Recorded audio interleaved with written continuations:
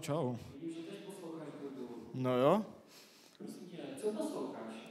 Jo, včera jsem narazil na totálně dobrý playlist, motivační písničky, úplná topka.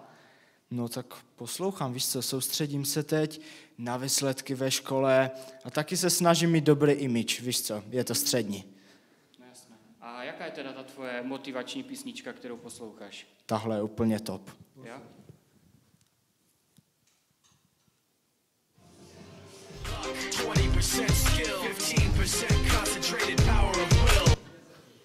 Tyjo, no tak to mě úplně odvařilo, tyjo. To je fakt super song a jde vidět, že je dobře motivační. No a co tam máš ty v těch drotách?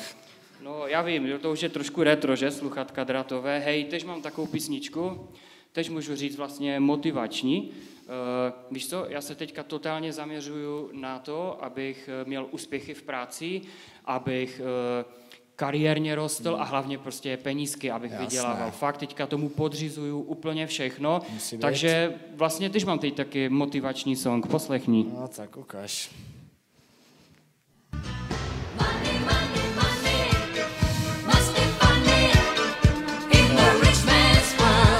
No, tako starovypalovačka, ale ku tebě to sedí, no. No dovol, no tak jako je to starodobro ABBA, no, ale tak vidíš, no je to motivace. No a jak se ti v tom daří?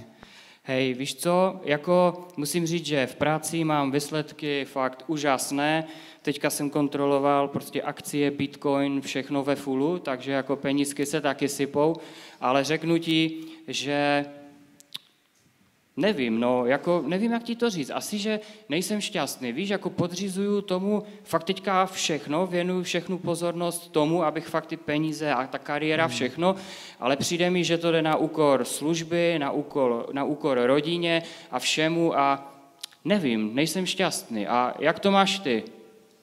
Tyjo, když se nad tím tak zamýšlím, mám to asi hodně podobně. Z krátkodobého hlediska je to docela fajn, ale docela mě to vybíjí. Dělám vlastně to, co chce po mně svět, a ne to, co chci já. Tak vidím, že to máme hodně podobně. Víš co, já jsem zrovna teďka byl na cestě na jednu konferenci. Já jsem asi, nevím, před týdnem viděl video a tam taky Fashny synek pozýval na nějakou konferenci, jak se to jmenovalo? Focus, že jako čemu jakoby věnujeme svou pozornost, čas, tak jsem se tak rozhodl, že na tu konferenci zajdu. Tak přemýšlím, nechceš jít se mnou? Počkej, já se zamyslím. OK, včera seminárku jsem dopsal, prezentace na další týden udělané, průměry dobrý, no tak asi můžem. Jo, tak dobře, tak půjdem, počkej, se podívám. No já mám taky akcie ve fullu, práce po mně nic nechtějí, tak asi jdem. Tak jdeme.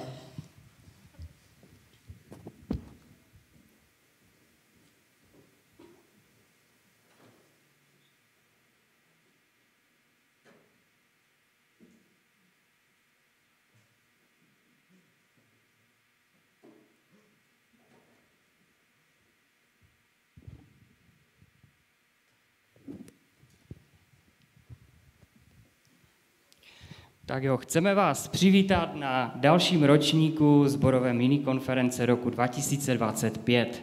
Společně vás dnes provedeme konferenci s tématem Fokus. Aneb, čemu věnuješ svou pozornost? A jak jsme si teď právě na začátku ukázali, pozornost je něco, s čím se všichni potýkáme každý den.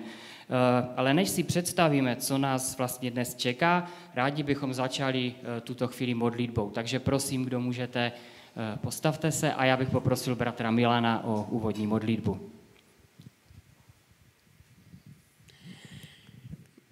Pane Ježíši, my ti děkujeme, že můžeme být tady na tomto místě, že ty máš vždycky pro nás čas. A v tobě máme opravdu všechno, co člověk potřebuje, aby byl šťastný, aby mohl být naplněn tvým Božím duchem, aby mohl být a cítit tvoje požehnání. A tak ti děkuji, že i v našem sboru může být teď tato konference. Prosím, abys požehnal všem, kteří ji připravili.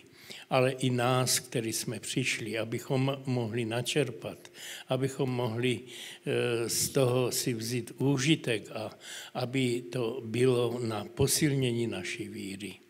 Pane Ježíši, ať je tobě vzdána čest i sláva i za tuto chvíli. Amen. Ještě můžeme zůstat stát a přečteme si stěžejní text pro dnešní společné setkání a ten je z Židům 12. kapitoly od 1. po 3. verš. Proto i my, obklopení takovým zástupem svědků, odhoďme všecku přítěž i hřích, který se nás tak snadno přichytí a vytrvejme v běhu, jak je nám uloženo. S pohledem upřeným na Ježíše, který vede naši víru od počátku až do cíle. Místo radosti, která se mu nabízela, podstoupil kříž. Nedbaje na potupu. Proto usedl po pravici Božího trůnu. Myslete na to, co všecko on musel snést od hříšníků, abyste neochabovali a neklesali na duchu. Můžete se posadit. Tak a teď si teda ve zkratce představíme, co nás dnes čeká. Ano. Tak, mohli jste na začátek zhlédnout krátkou scénku, kterou jsme vás chtěli tak nějak pozvat do toho dnešního tématu Fokus, čemu věnujeme společnou pozornost.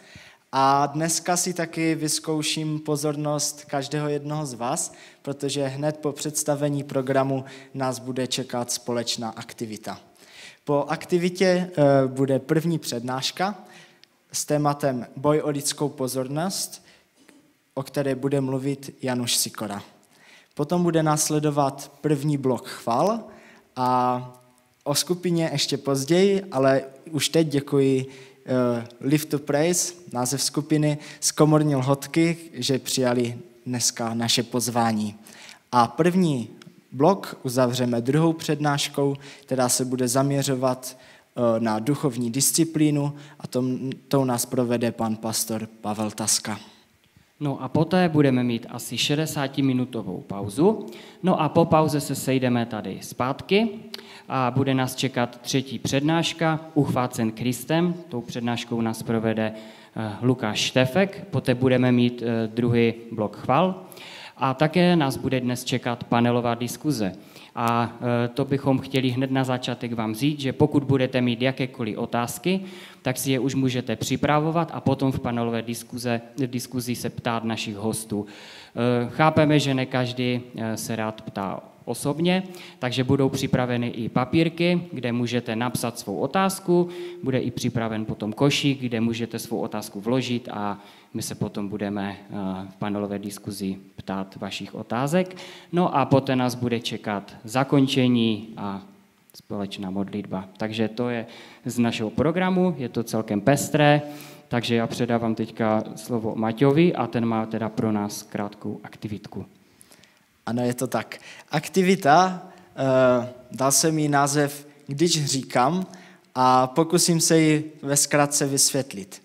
Já vám tady všem, kdo jste, budu zadávat různé úkoly. Například vstaň, tleskni, podej si s někým ruku a tak dále. Ale vy tyto úkoly budete plnit pouze, když předtím řeknu, když říkám. Takže uveďme si to na příkladu. Když říkám, postav se. Vy se postavíte, ještě teď nemusíte, to jste udělali správně. Ale potom bych například řekl tleskni, aby byste tleskli, tak jste neměli tlesknout, protože já jsem předtím neřekl, když říkám. A budu postupně zrychlovat, měnit tempo, takže snažte se dávat pozor a vyzkoušíme si, kdo tu je na tom nejlépe. Dobře, tak můžeme začít. Když říkám vstaň, tleskni rukama. Když říkám sedni si, vstaň. Když říkám podej si ruku se sousedem. Když říkám vstaň. Vstaň a sedni si. Sedni si a tleskni. Když říkám tleskni. No, dobře, zatím vám to jde, tak zkusíme zrychlit. OK. Když říkám sedni si. Tleskni rukama nad hlavou. Když říkám vstaň. Když říkám tleskni. Vstaň na jednu nohu. Když říkám sedni si. Když říkám zvedni ruce. Sedni si a podej ruku sousedovi. Už sedíte, nemusíte podávat, to byl chyták. OK. Když říkám podej ruku sousedovi. Vstaň a zvedni obě ruce. Tyjo, to nikdo neodpadá, tak to trochu nevychází. Tak to zrychlíme teď na ultra rychle tempo. Když říkám tleskni a řekni ahoj. Okay. Když říkám vstaň, podej obě ruce sousedům. Dobré, nic. Když říkám sedni si. Když říkám vstaň a tleskni. Když říkám sedni si, tleskni a zvedni ruce nad hlavu. No, dobré. Tak jste všichni vítězi. Tak jsem rád, že aspoň tady ten fokus funguje. Možná, kdybychom to hráli na konci, tak by výsledky vypadaly jinak. To si můžeme klidně odzkoušet. To jsem rád, že jsem ani nemusel připravovat žádné ceny, protože teď bych se docela trápil. Takže vám všem gratuluju.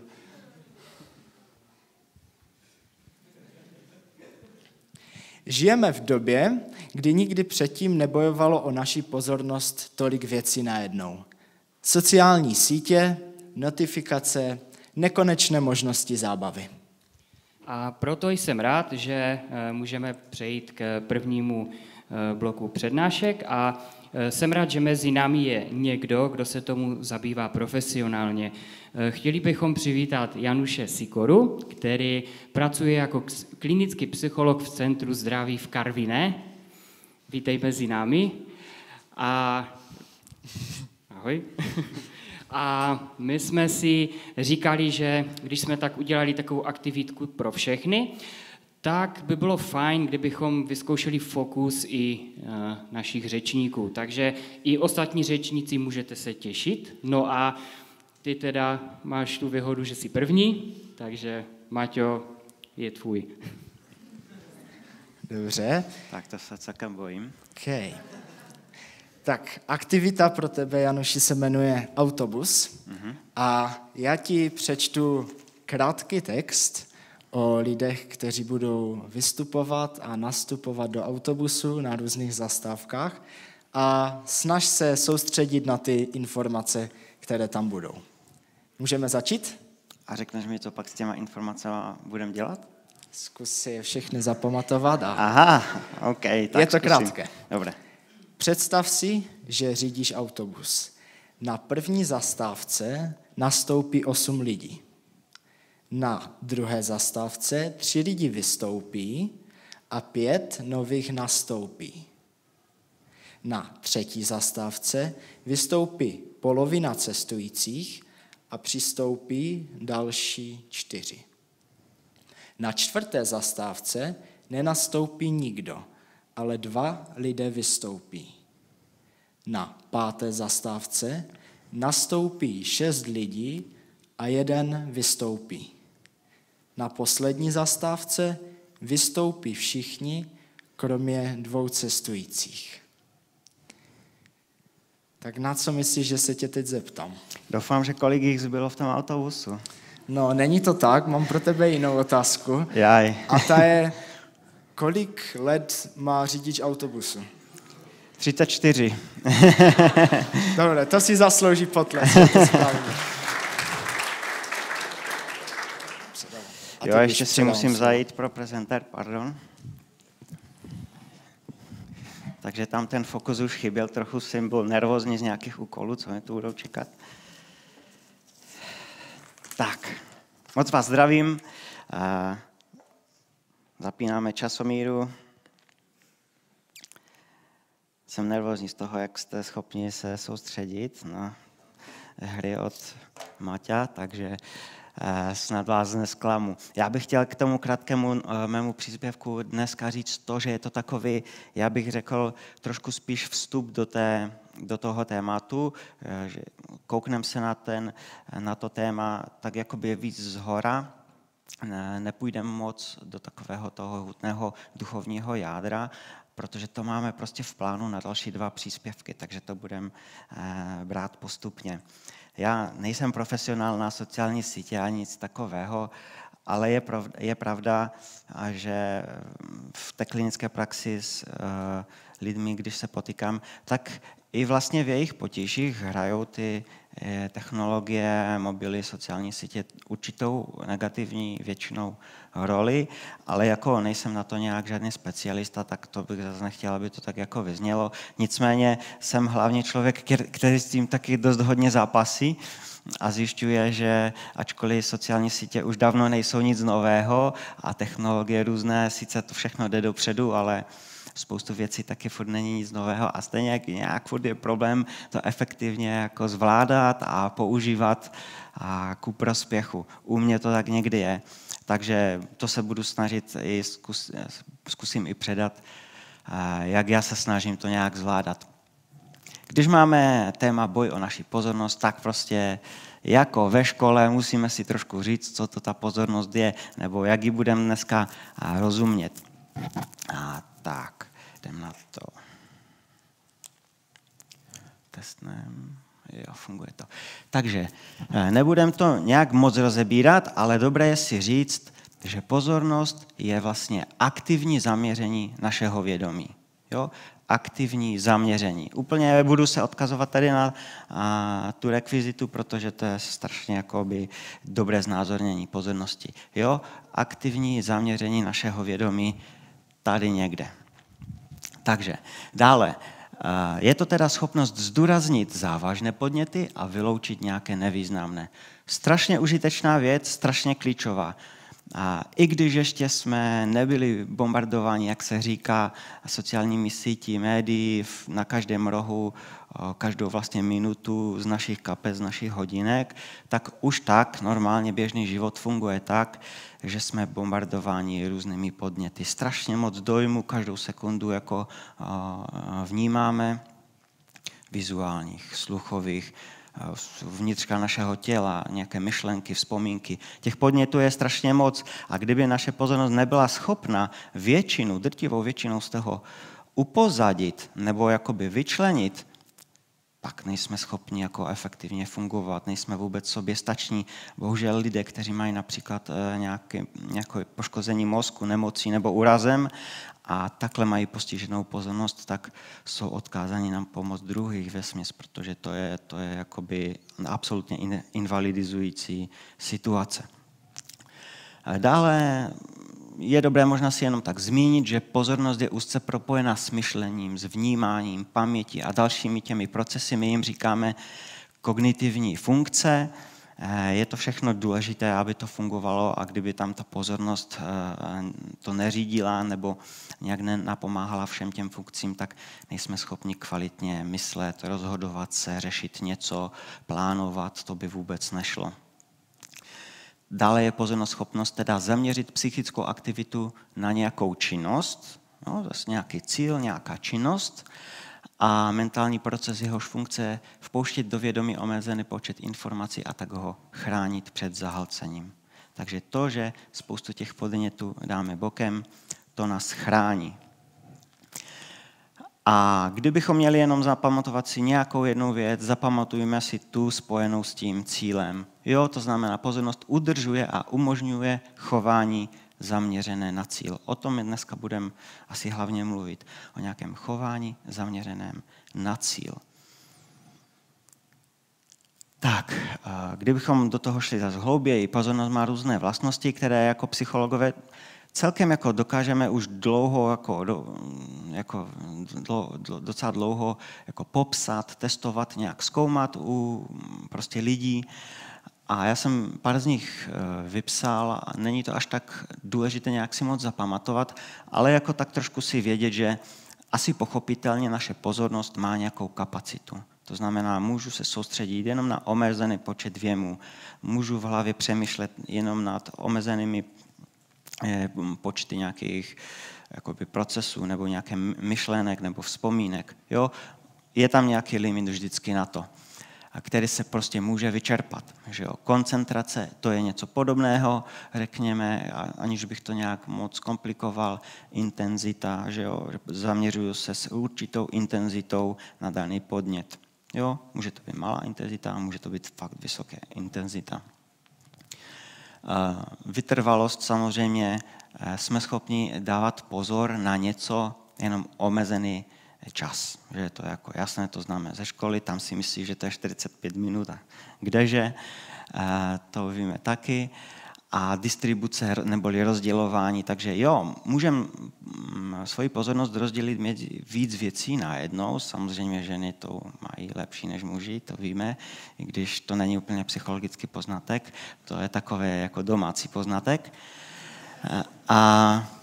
Ale i to je omezené. Jo, i tak nemůžeme distribuovat tu pozornost mezi mnoho až moc věcí a k tomu ještě dojdeme, když se budeme snažit nad tím přemýšlet praktičtěji. Dobré je také říct si, že existuje takzvaná bezděčná nebo mimovolní pozornost a pozornost zaměřená, tedy jinak taky pozornost volní. Ta bezděčná je taková ta pozornost, kdy třeba sledujete nějak mě, posloucháte mě a teď by se prostě něco stalo, třeba nějaký zvuk, nebo něco by tam bouchlo, nebo někdo by řekl vaše jméno tam o 2 řady vzadu a vy byste se otočili, hned by vás to upoutalo. Tak to by vás upoutalo díky takové vaší bezděčné pozornosti, která funguje, ale kterou moc neovládáte. A zaměřená pozornost, to je tak zase opak, že jo? To, co ovládáme. Kdybych tady v tom plénu chtěl najít třeba Zdendu, tak ho budu chvilku hledat a teď už jsem ho našel. Tak to je zaměřená pozornost. Jo? Ten rozdíl pak bude pro nás v něčem důležitý. A teď to jakoby trochu seknu a odskočíme od toho, co jsme teď říkali, než se k tomu zase vrátíme. Protože když my jako mluvíme o pozornosti, že to je něco, co nám pomůže v životě se zaměřit na cíl,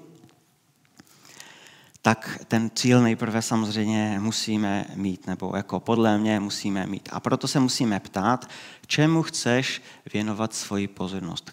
Čemu chci já věnovat svoji pozornost. Potom v té další části se zkusíme podívat na to, co nás chce tak trochu rozptylovat, jo? Řekneme něco o těch sociálních sítích, jaký to má vliv a jak je snadné se nechat rozptylit od svého cíle. A zkusíme i si říkat něco o tom, jak tomu předcházet, jak být jako dostatečně chytrý, abychom se nenechali. Nicméně, pokud tady neznáme odpověď, tak zbytek mého příspěvku pro vás určitě nebude nějak užitečný, protože pokud nemáme nějaký cíl a zaměření v životě, tak jsme bez cíle, bloudíme bezcílně. Jo, a to nechceme. Určitě se tomu budou další řečníci více věnovat, protože není jedno, na co se v životě zaměřujeme samozřejmě.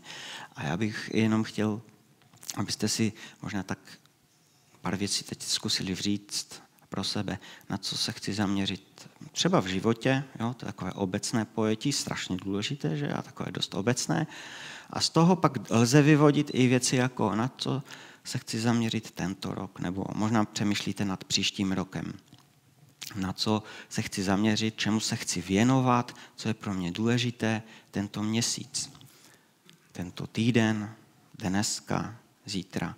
Myslím si, že jít takhle konkrétně a vést sám sebe už k plánování je hodně jakoby přínosné v tom, když chceme se zaměřovat k nějakým cílům a dosahovat jich nebo přibližovat se jim.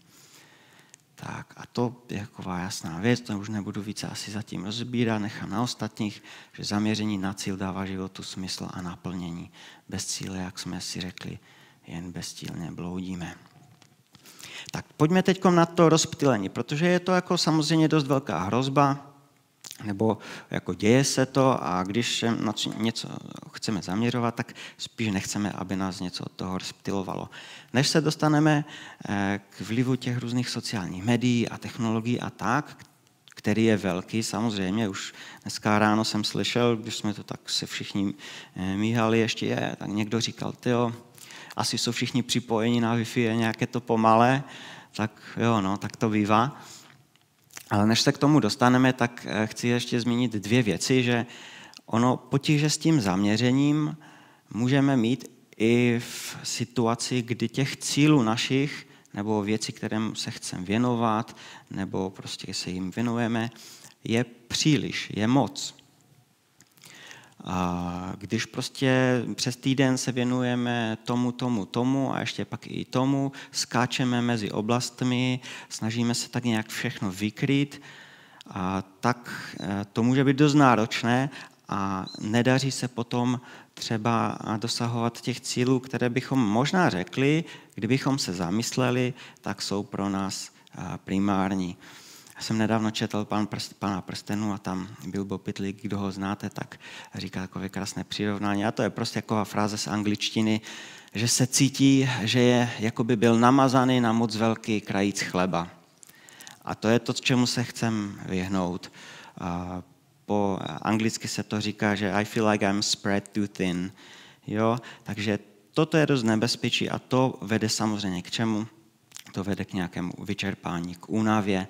A když jsme unavení, tak o to hůř se nám míří na nějaký cíl a dosahuje ho, a o to hůř se nám k němu jde. A s tou únavou je to takové začarované, protože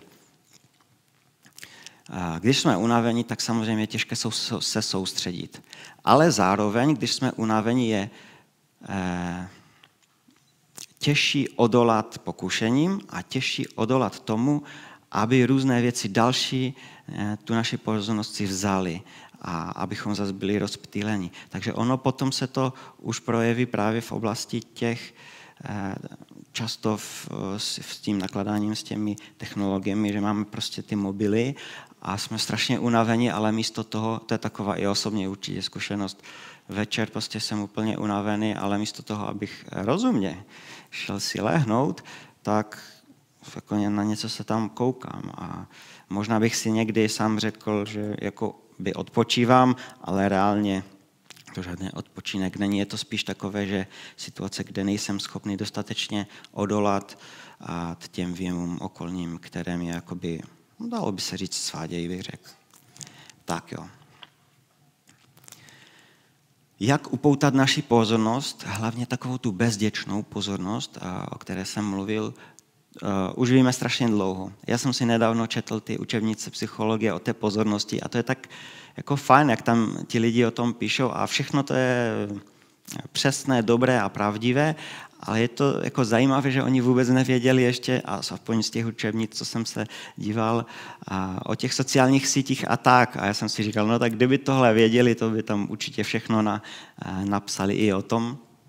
Ale kdybychom měli si říct jenom pár věcí, které víme, že zaujmou naši pozornost a pozor, převážně tohle probíhá nevědomě, takže mimovolně. Jo? Takže to jsou věci, které zaujmou naši pozornost, ať chceme nebo ne. Jo? Takže jsou to nějaké nové podněty, nějaké změny, nějaké podněty asociované s nebezpečím,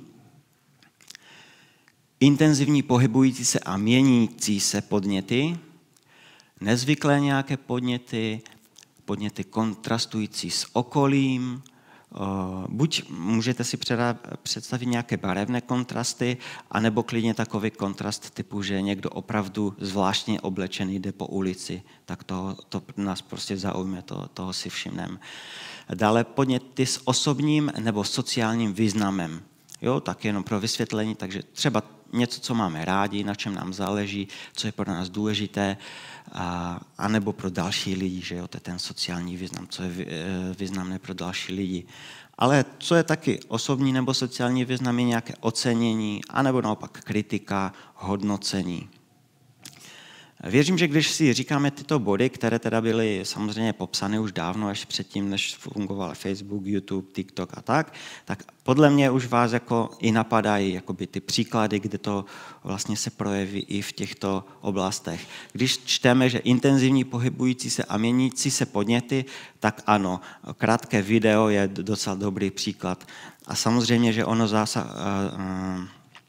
zahrnuje ještě daleko víc těch kritérií, které jsme četli, protože krátké video bude často takové, které nás zaujme na tom mobilu třeba, tak bude často s nějakými nezvyklými podněty, s novými podněty, ten kontrast tam bude využíván, může tam klidně být to nebezpečí, ale jako nemusí a bude to hlavně rozhodně ovlivněno a na základě našich těch osobních a sociálních významů. Protože, jak víme, když něco děláme na internetu, tak vesměs víceméně každým kliknutím jako osobě jako sdělujeme hodně věcí, na čem, co nás zajímá a na čem jako pracujeme třeba, o co se zajímáme, co máme rádi, co nemáme rádi. Jde to trošku jako regulovat, ale myslím si, že ne úplně. A tak ty naše platformy, ty naše aplikace, na kterých jsme, jako vlastně nás úplně krásně znají a vědí, čím nás mají zaujmout a jak to udělat.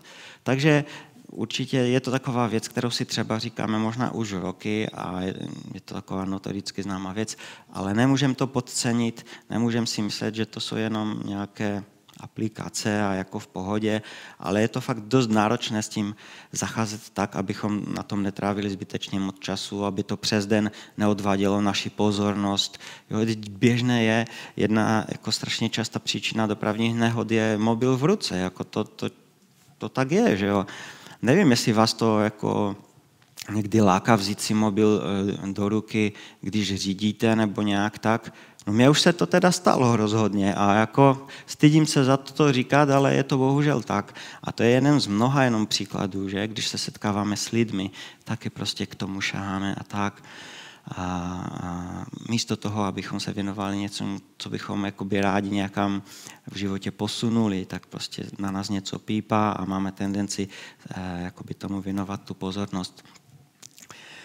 Já jsem tu vypsal nějaké takové ty nejznámější asi způsoby, jak ty aplikace dost kvalitně, třeba, když mluvím aplikace, hlavně myslím na YouTube, Facebook, protože to jsou věci, které používám, ale samozřejmě toho daleko víc, vy to znáte, pro každého z vás to bude individuálně trošku jiné. Ale jsou to samozřejmě velmi populární reelsy, krátká videa, jo? Pár sekund, krátké video, zajímavé, za pár sekund zase jede nové s něčím trošku jiným, zase mě to zaujme a na pár sekundových videích, nebo já nevím, jestli to má půl minuty max, tak jsme často schopni jako strávit fakt jako půl hodiny, hodinu, ani nevíme, jak to uteče. Autoplay jsem tam dal, to je taková to je prostě ta funkce, že když se dodíváte na jedno video a teď už, ať už to je v televizi, na Netflixu, na YouTube, na Facebooku, tak prostě je ta funkce, že hned se vám začne přehrávat další, aniž byste to jakoby spustili. Jo? Takže o to těžší je prostě na něco se fakt dodívat. Prostě to furt jede. Pokud to nějak nenastavíte a neskusíte ovládat, což naštěstí trochu jde. Ty notifikace samozřejmě pípá to na nás všude. Nemusí, i to můžeme nastavit, bude to potřeba, ale když to nenastavíme, furt nám něco vibruje, furt nám něco pípá a jako zase to je to upoutání té bezděčné pozornosti, tomu se nevyhneme. To není tak, že by nám mobil furt pípal a vibroval třeba v kapse a my bychom vůbec toho nevšímali. Jasně, že si to všímáme. I kdybychom ho nevzali do ruky, tak nás to ovlivňuje a omezuje nás to. Těch věcí je hodně. Pull to refresh, to je, že prostě klasika, jenom přejedu prstem ze strany na stranu nebo z dola nahoru a ten obsah se mi obnoví za celý nový. Clickbait, to je takový pojem, že když se třeba díváme na internetu na videa, tak oni mají často takové nadpisy, třeba nadpis dnešní konference je fokus, čemu věnuješ svoji pozornost. Tak to je dobré téma a jakoby dobré lákadlo, ale není to clickbait, protože clickbait je, když něco má opravdu dobrý název a vypadá lákavě a potom to vůbec nemá ten obsah, který bychom čekali a chtěli a potřebovali. Naše konference určitě ten obsah mít bude. Jo, ještě ty rizika jsem chtěl zmínit, jako víc asi v tom dnešním příspěvku se jim nebudem věnovat, ale Jako samozřejmě první riziko pro nás hlavně důležité je to, že nás ty věci odvádí a rozptylujou a unavujou a způsobují vyčerpání a frustraci a odvádí nás od toho cíle, za kterým my chceme jít. Jo? To je to hlavní. A děje se to různými způsoby, únava, roztržitost, poruchy spánku, ohrožení denního režimu, to znamená, že člověk třeba chodí spát fakt strašně pozdě kvůli tomu, že stráví čas u obrazovky a potom vstává strašně pozdě a je to strašně nezdravý rytmus a životní. Většinou se na to prostě našich pacientů a klientů jako ptáme jako na prvním sezení, jak to mají s těmihle věcmi, jak je to ovlivňuje nebo neovlivňuje, jaký je ten režim, protože je strašně důležitý, že? A narušení sebehodnocení, anhedonie, tam mám napsané, to jsou vlastně symptomy, které bychom popsali jako depresivní. Jo? To znamená, že nějaké sebehodnocení může být narušené kvůli tomu, že vidíme tam ty obsahy druhých lidí a idealizujeme si je, oni se sami idealizují na tom Instagramu a tak. Anhedonie, tím je myšleno to, že vlastně vliv těch velké přílišné konzumace těch informačních technologií, práce s těmi sociálními sítěmi a tak, jako způsobuje v nás zase, určitě už jste to slyšeli, nedávno měl na X-Campu, myslím, o tom Bolek i takový fajn příspěvek. Funguje to na bázi toho dopaminu, že se nám vyplavuje v mozku ten dopamin. Když pracujeme s těmi aplikacemi, tak to je postavené, to znamená nějaké takové, nám to dává, řekněme, potěšení, ať už takové větší, které si fakt uvědomíme, anebo takové menší, které si moc neuvědomujeme, ale je tam a kvůli tomu my jsme i na tom mobilu díl a díl. No nicméně a pak, když ten mobil třeba musíme fakt odložit, nebo třeba ten počítač někdo, tak jako všechno se na chvilku, není to na dlouho úplně, ale zdá se tak jako méně zajímavé, méně nadšení jsme z toho a nejsme schopni tak jako prožít takovou tu běžnou radost nebo zaměření na nějaký zajímavý cíl. Po pár dnech, když si dáme v uvozovkách takový detox a je to někdy fakt třeba, tak se to zase naskakuje zpátky naštěstí. I když někdy i těch pár dnů je samozřejmě těžkých zvládnout.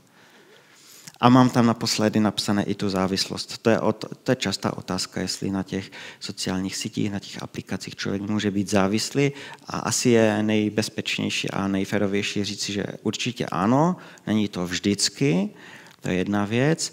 A další věc je, že i když nejsme závislí, tak to neznamená, že nám to zbytečně nezabíjí čas, pozornost, únavu, takže to je taky dobré si říct. Ale bohužel i ty rizité závislosti od toho můžou vzniknout, to užívání a tam jsou masivní dopady potom, že jo, na život. Ničí nám to i vztahy. Zase vracíme se k tomu neustále. Nemáme moc šanci trefovat cíle životní, které si dáváme. Takže já myslím, že se musíme učit s technologiemi zacházet rozumně a efektivně. Tak jak v Koloským čteme, jednejte moudře ve styku s okolním světem a využijte čas vám svěřený. Já poprosím teď Romka, že by mi nahodil druhou prezentaci. Já vím, jedem 23 minut a já ještě vyjíždím s druhou prezentací, ale já jsem chtěl pokusit se s vámi podělit, aniž bych nějak teoretizoval, tak zkusit se podělit o takové vlastní zkušenosti s tím, jak se snažím s těma sociálními sítěma jako a s aplikacemi zacházet, aby mě to tolik negativně neovlivňovalo. Škoda, že to není moje manželka, aby mohla říct, jak se mi to daří nebo nedaří. Často nedaří, ale tak jsem chtěl, abychom si prakticky zkusili ukázat, jak nad tím vůbec přemýšlet, jaké principy bychom mohli zkoušet v tom, abychom si to užívání nastavili co nejrozuměji. Jo, samozřejmě jeden princip je určitě takový, a u toho by se dalo asi začínat, jako zastavit se, zamyslit a vyhodnotit, jako kolik času vlastně na tom trávíme. To je těžké říct jen tak od pasu, kdyby se nás někdo zeptal, tak kolik času tak si za týden třeba na Facebooku nebo na Instagramu. To je těžké říct, strašně. Můžete to zkusit a pak si to, řekněte si počet minut nebo hodin v hlavě a pak si to můžete zkontrolovat, protože asi každý na svém smartphonu si to zkontrolovat může. Prostě dáte v nastavení aplikace a tam pojedete ty aplikace, které třeba používáte nejčastěji a ono vám to napíše prostě hezky docela jako přesně, přehledně, nevím, jestli to vidíte, kolik minut jste na čem strávili. Jo? Třeba já jsem to kliknul teď některý den, že jsem byl v aplikacích 36 minut. No tak to bylo pochopitelně jako na počátku dne, v 10 dopoledne. Jo? A pak mám tu příklad aplikace šachy. 0 minut tam v celém týdnu. Tak to nemám kvůli tomu, abych se tím chválil, ale abych řekl, že jsem to sám vyhodnotil, že to asi není vlastně dobré, že tu aplikaci vůbec na mobilu mám, proč bych ji tam měl, když ji nepoužívám. A hlavně, že vím, že kdybych ji začal používat, tak tam ty sloupečky hned naskáčou. Jo, já to mám tak, že když začnu hrát šachy, tak prostě to nejde jako 5 minut denně. Takže vím to o sobě a proto jsem si řekl, jo, ty šachy asi půjdou pryč. Pak tam mám YouTube, to o sobě vím, že používám hodně, tak tam mám nějaké sloupečky, jo. 0 minut to je jenom proto, že jsem to nějaký den ráno si kouknul, ale středa, čtvrtek, tam mám jako nějaké solidní sloupečky, nevím, kolik to může mít minut. A Messenger, jo, třeba Messenger. A to byla krásná situace pro mě samotného. Já jsem si najel týden, tam pátek 24.10. je, takže jsem si najel ten týden a normálně tam ty sloupečky mi ukázaly, že jsem byl na Messengeru třeba přes 2 hodiny, přes 3 hodiny a tu středu, jestli se dívám dobře, tak 4 hodiny na Messengeru. Umíte si to představit? To mě úplně dostalo. Jo?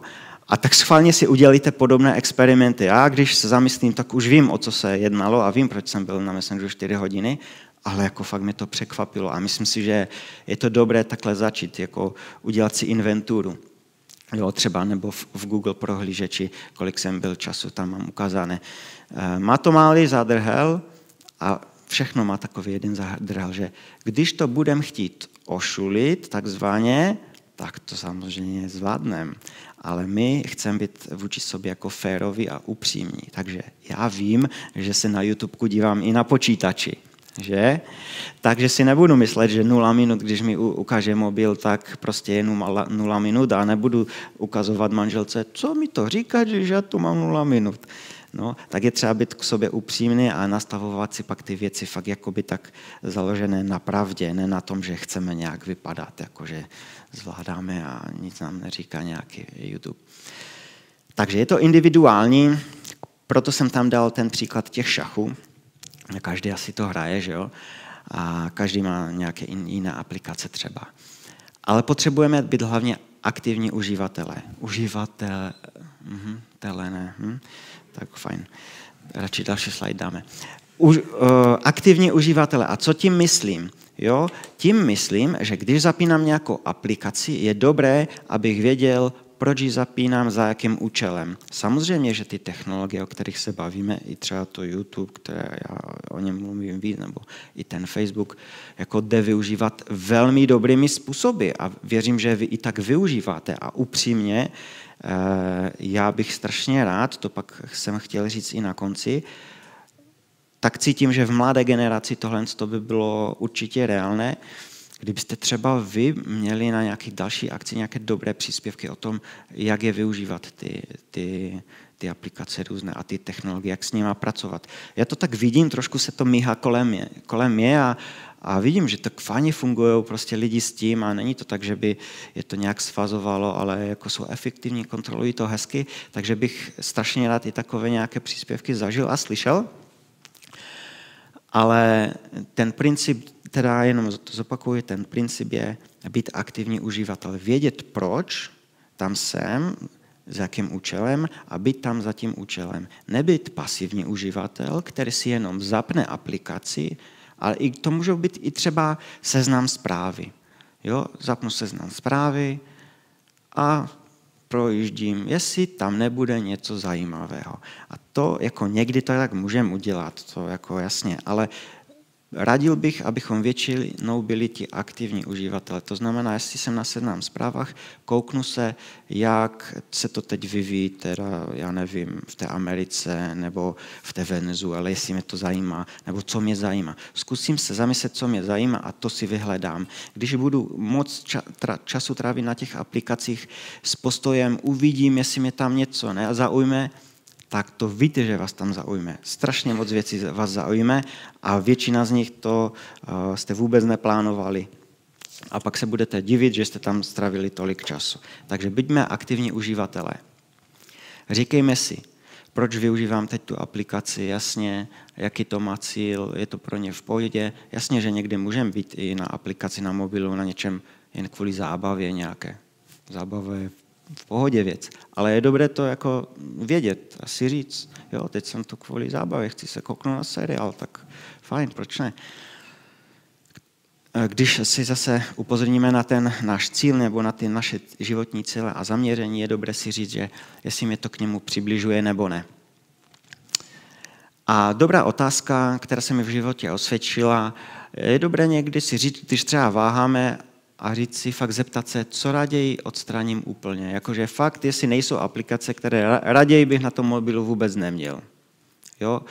Třeba když tam bude Rudkovi ten Bitcoin clickcat, že se zvedl teď na 110, potom na 95 a za chvilku je na 70 a teď na 10 a už panika a běží, jako jak to mám, co s tím dělat, tak třeba to možná pro něj a pro ostatní lidi bude fajn, když nebude mít na mobilu. Bude klidnější a pak bude se stresovat, až to zapne na počítači doma.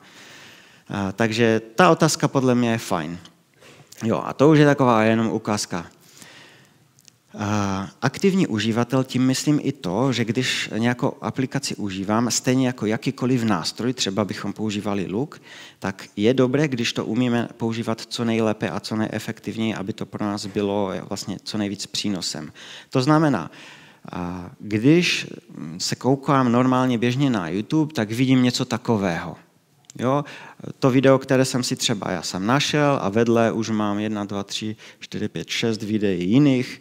Kromě Pána prstenů, který mě původně zajímal, už tam vidím nějakou politiku, DVTV, kdo ví, co tam bude dál. Takže vyskakuje na mě furt nové a nové věci. Že jo? A já si musím říct, jestli to chci nebo ne. A jestli to nechci, tak to můžu udělat tak, že to tam vůbec nebude. Protože existuje různá rozšíření, třeba já jsem tady napsal ty verze na Chromu rozšíření Unhook, se to jmenuje, anebo DF YouTube, to je Distraction Free YouTube. A tady to je takový extrémní příklad, že tam fakt nejde skoro nic vidět. Ještě by šlo i vymazat ten řádek, ten search řádek, jako kde vyhledáváme nějaká videa, což jsem byl úplně zmatený z toho, co tam mám dělat, když nemůžu ani video vyhledat. Ale to je ta aplikace Unhook a tam myslím, že to tu možná ještě někde mám. No ne, nevadí. A tam jde fakt nastavit všechno skoro, jo? Že tak tam už nevidíš nic. A pro někoho to bude v pohodě, ale určitě minimálně je dobré si to projít to nastavení a jak by mi to vyhovovalo. Třeba bez toho bočního sloupku, kde se mi nabízejí sami ty videa, třeba to bude dobrý, jo? Že třeba to bude dobře fungovat.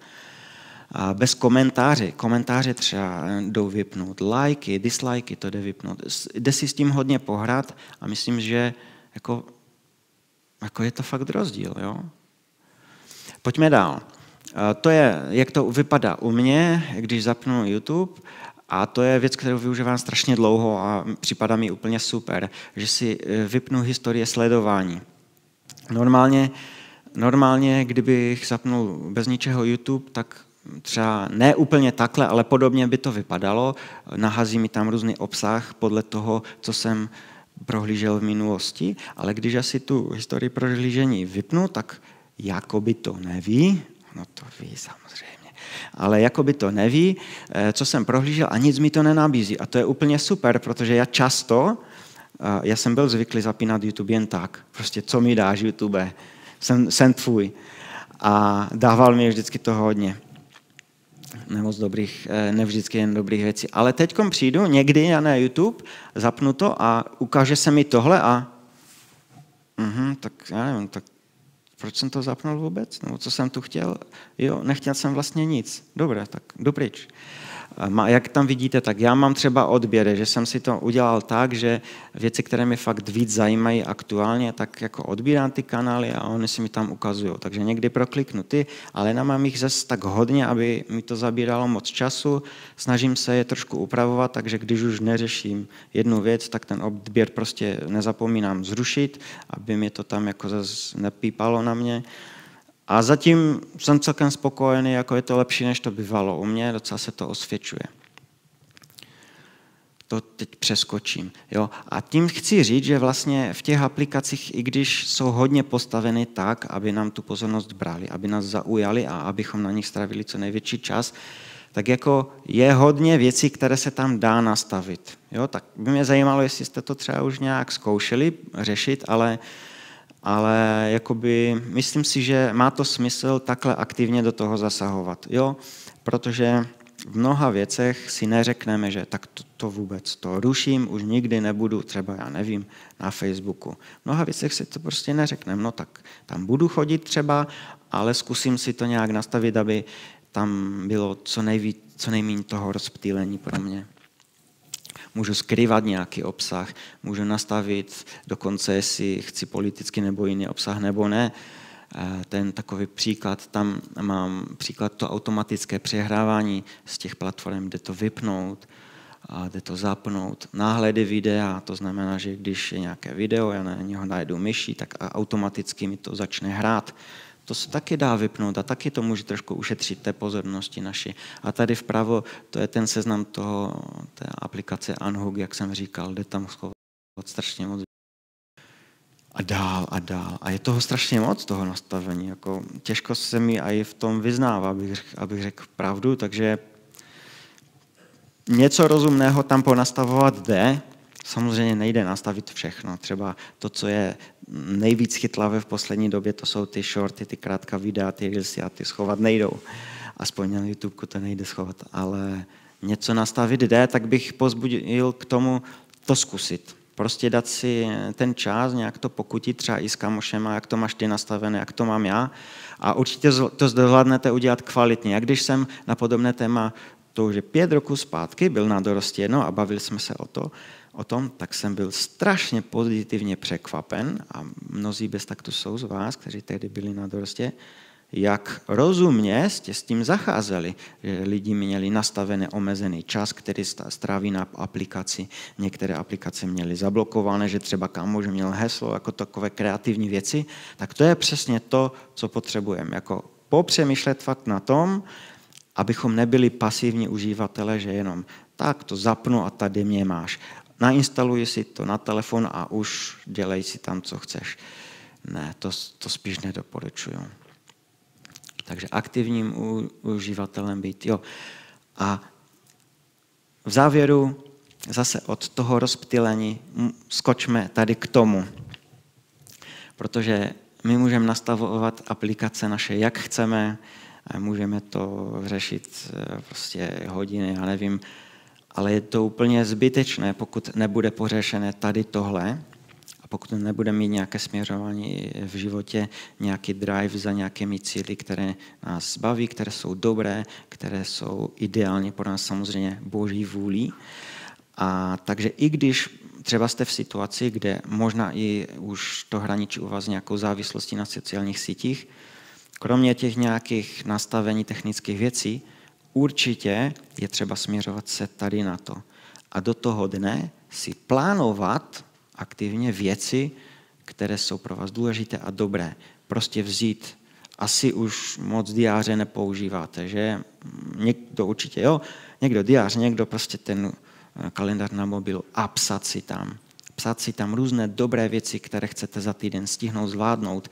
Třeba jako příklad, jak jsem říkal, já to všechno nemám to nějak dobře zvládnuté ty věci a hledám dobré způsoby, které můžou pomáhat. A jeden, co teď zkouším, je, že jsem si do kalendáře na všechny úterky napsal rodinné úterý. Nějak, já nevím, od 5 do večera. A jako nemám tam nic naplánované konkrétního, ale vím, když mi to tam svítí tak hezky zeleně, tak dneska je rodinné úterý. Za prvé, když mi někdo volá a něco potřebuje v úterý, tak mám důvod říct, že nemůžu, nebo aspoň víte, co myslím. Někdy bych samozřejmě něco neodmítl, ale je to tam, takže je to pro mě těžší něčím založit jiným. A třeba mě to přivede k přemýšlení. Aha, rodinné úterý, co bychom mohli jako vymyslet? Jako aktivitu. Jo? Takže vlastně, nebo na večer něco naplánovat. Večer je třeba pro mě typické, děti usnou, je trošku volná a často to sklouzne k sociálním sítím. Ale když se tam něco naplánuje, třeba i kdybychom se ženou se koukli na film, nebo že bych šel zaběhat, neříkám, že každou aktivitu musíte mít naplánovanou a v kalendáři, ale do určité míry věřím, že to celkem dobře funguje. Mně jo, jakože nemám určitě naplánovaný každý den, to vůbec ne, ale snažím se tam i ty pozitivní do toho kalendáře a plánovat je, abych vlastně měl plán, abych nemusel jako večer bojovat s tím, že mobil mám furt u sebe, jestli ho vemu do ruky nebo nevemu, ale jestli já už budu běhat tam někde po asfaltě, tak mobil sice taky budu mít sebou, bo tam budu mít zapnutou aplikaci na měření toho uběhnutého toho, ale bude to v pohodě. Bude to v pohodě. Tak jo, to je všechno. Děkuji vám za pozornost moc.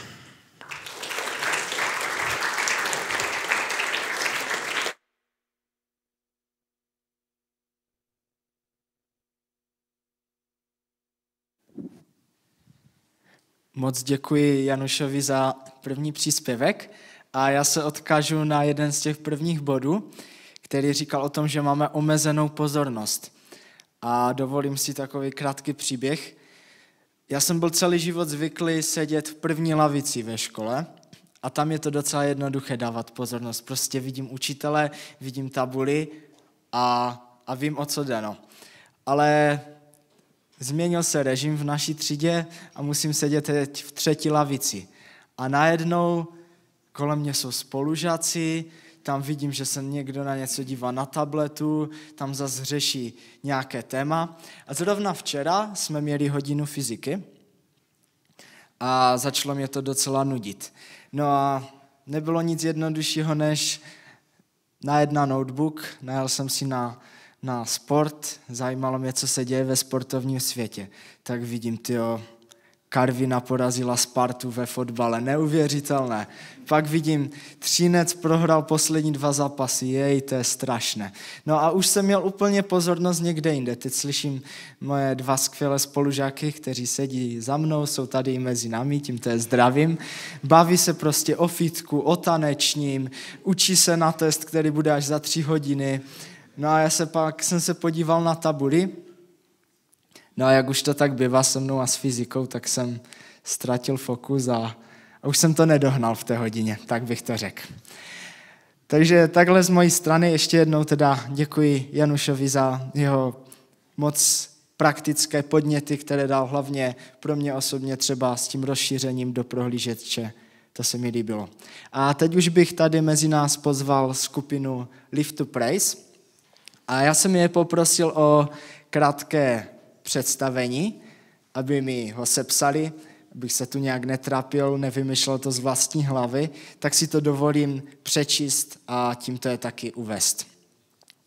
Jsme skupina 8 mladých lidí, kteří milují Boha a hudbu až moc. Vzájemně se máme rádi, taky až moc. 2 v názvu odkazuje na 2 žalmy, kterými se chceme řídit a taky podle nich hrát. První žalm je žalm 108, 2. verš. Mé srdce je připraveno. Bože, budu zpívat, prospěvovat žalmy. Rovněž moje sláva. A zakončili to krásnou větou. A jsme mega rádi, že tady můžeme být mezi naším oldřichovickým bratrstvem. Tak, my jsme taky rádi, že vás tu máme dneska mezi sebou a těším se na první blok chval.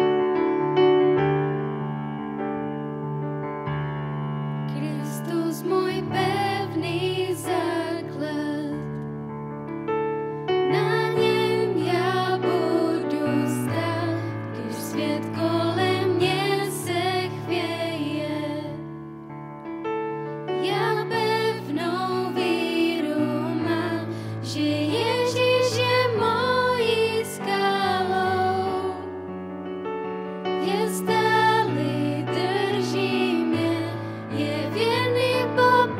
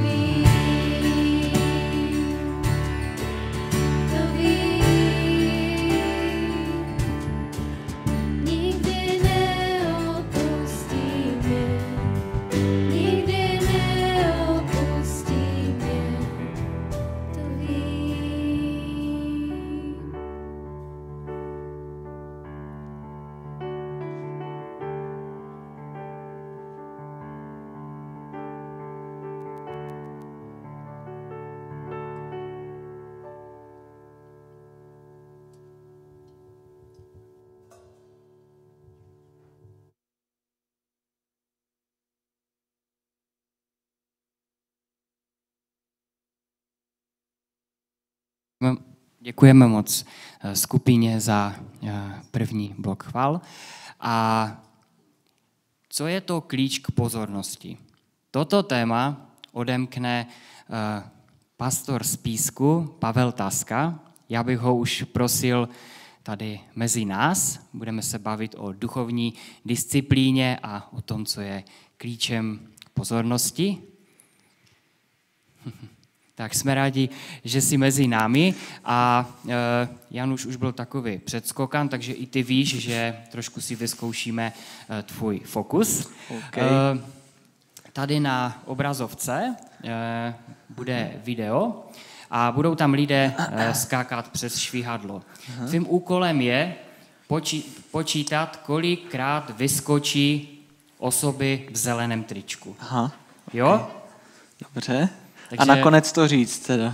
A potom to já říct. se tě ještě doptám. Aha, Takže jo, počítat, kolikrát vyskočí osoby v zeleném tričku. Dobře. Tak můžeme klidně pustit. Aha. To, jakoby společně? Ne, prostě celkově.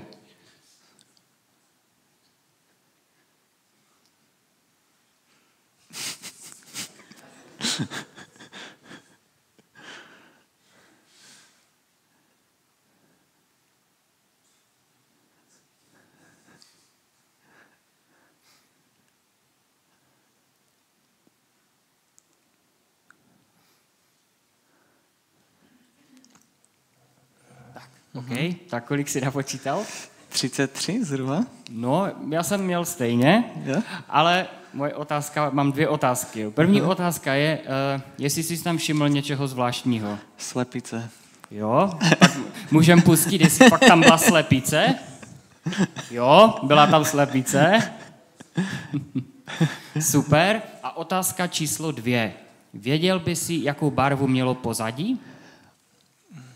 Fialovou, růžovou, modrou, No, to trošku zelenou. Tak. No, tak pustíme. Aha, je takže modrá. Ale jo, fialová taky. Růžová, aha. Červená. To byl takový chyták, to pozadí se měnilo. Aha, no, dobré. My, jak jsme to s Matěm zkoušeli, tak taky. Slepice jsem si všimnul, ale u barvy jsem si taky nebyl jistý. Takže tak, dobře. Díky moc a tím ti předáváme slovo. Dobře, děkuju.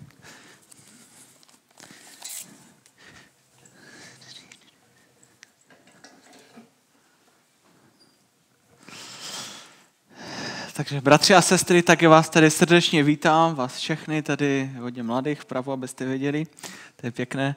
A já nemám teda prezentaci, protože to je takové moje, to vždycky prohlašuji, že já chci být jako Pán Ježíš a on je nepoužíval. Takže takové ospravedlnění. Když jsem, tak, počkejte. Teda to moje téma jsou duchovní disciplíny, možný nástroj, jak být soustředěný. A proto si rozdělím tady to slovo, nebo tu přednášku, spíš takové slovo, na 2 části. První, nejdřív se budu věnovat tomu tématu disciplína, sama o sobě, disciplína, a pak se podíváme trošku na některé ty jednotlivé duchovní disciplíny.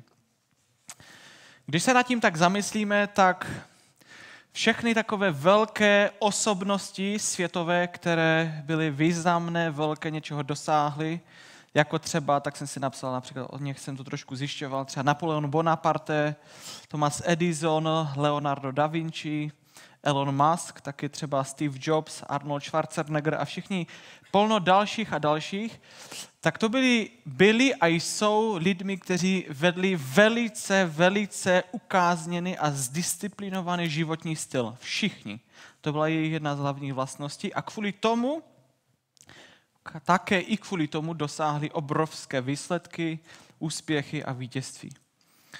A když jsem já ve svém životě v mládí začal objevovat takové ty velké boží služebníky, které si Pán Bůh silně používal, tak to, co bylo u všech do očích bijící a pro mě, a tak velice inspirující, když ten ty knihy četl, tak byl jejich takový silně ukázněný duchovní život.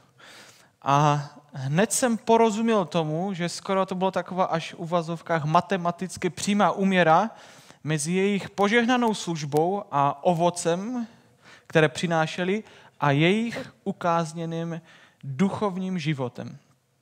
A to vidíme, bratři a sestry, vlastně u všech, úplně u všech mužích nebo osobnostech víry, třeba v Biblii. Jako to byl Mojžíš, David, apoštol Pavel, až samotný Ježíš. Všichni tito lidé, prostě to byli lidé ukáznění, zdisciplinovaní, kteří se obětovali a prostě takto žili. A chci jen říci, že všechno, co tady říkám, tak to jsou slova i určená pro mě a já se tady toto v životě učím a potřebuju to právě slyšet a o to v životě více usilovat tady o to. A vnímám, že Duch Svatý na to více a více tak nějak jako ukazuje a klade důraz jako takové tajemství toho vítězného křesťanského života právě i dnes, v té době, ve které žijeme, těch rozptylení, a také i takové tajemství pro nástroj duchovní obnovy právě pro tu dnešní církev, v té konzumní době, ve které žijeme, materialistické. Proč o tom mluvím? A proč je to svázané s tímto tématem? Protože, milí přátelé, hlavní bitevní pole křesťana se děje v mysli, v hlavě, v mysli. Tam se rozhoduje o pokroku nebo neúspěchu v našem životě víry. A mysl je vlastně takovou bránou do srdce. Mohli bychom také říci, jak je Boží slovo, jak Pán Ježíš říká, čím srdce přetéká, to ústa mluví, tak vlastně by to platí to, že čím srdce přetéká, o tom člověk přemýšlí a o tom taky pak mluví. Skrze mysl pouštíme do svého srdce vlastně život nebo hnůj, tak bychom to mohli říct. Skrze mysl. Protože abychom mohli být Pánu Ježíši podobní, mít vlastně Kristovu mysl, že? Tak to samo to nepůjde. Samo se to nestane. Samo se to nikdy nestane. Abychom byli podobní Pánu Ježíši. Bůh to v životě takto nedělá, že by se to samo stalo, že bychom byli tak, by to najednou přišlo. Následování Krista, život znovu zrozeného člověka je o spolupráci s Bohem. To je o spolupráci. Člověka, který už má Krista, který už je znovu zrozený. Bůh nás volá do spolupráce. A ta podmínka z té naší strany je právě vést ten zdisciplinovaný duchovní život. A nejenom duchovní. A to je věc každodenních rozhodnutí. Prostě to nikdy nebude tak, že už bychom byli hotoví a už bychom žili tak ukázněně, zdisciplinovaně, pevně. To je až do konce našeho života o každodenních malých rozhodnutích. Od rána do noci. Kromě spánku, tam to je jednoduché. A ta slova, jako disciplína, kázeň, sebekontrola, sebezapření, to jsou slova, která dnes v církvi, v dnešní době, a myslím si, že hlavně tak mezi mladými, to taky se tak trochu pohybují, tak o těch slovech, těchto pojmech se celkem málo mluví. A tím pádem málo přemýšlí a tím pádem je na to kladen celkem malý důraz. A přitom z vlastní zkušenosti a zkušenosti vlastně všech těch božích mužů a žen z historií, vím, že to je jedna z těch nejdůležitějších vlastností křesťana. A obzvlášť právě v této dnešní době těch technologií, rozptylení myslí a toho informačního tsunami, ve kterém žijeme. Možná si to vůbec neuvědomuje, ale je to tak. Pán Ježíš očekává, že náš život bude podřízený disciplíně. On říká tu větu, kterou vlastně řekl v podstatě ve všech evangelích, a je to takové hlavní definování toho, co to je křesťanský život. Kdo chce jít za mnou, ať se zřekne nebo zapře sám sebe, vezme svůj kříž každý den a jde za mnou. A tady toto mluví něco o nás. Kdo chce, tak ať se zapře, ale také to mluví něco o něm. Kdo chce jít za mnou, protože on právě takto žil. A my ho právě máme následovat. Takto, v této věci také. To znamená napodobovat. Následovat Krista znamená nejen v něho věřit, v jeho milost, v jeho dílo, v to, co on učinil pro nás, ale také i žít jako on. To je to následování Krista. Napodobovat ho. Samozřejmě z jeho moci. Že?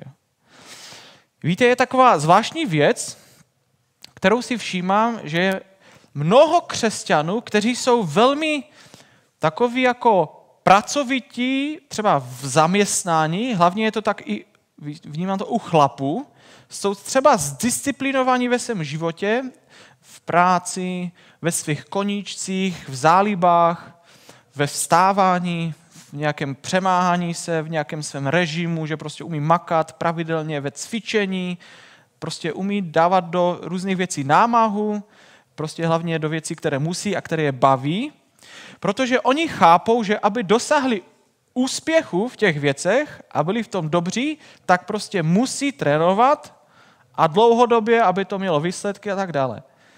Ale zároveň v jejich životě je tak málo disciplíny a ukázněnosti v jejich duchovním životě.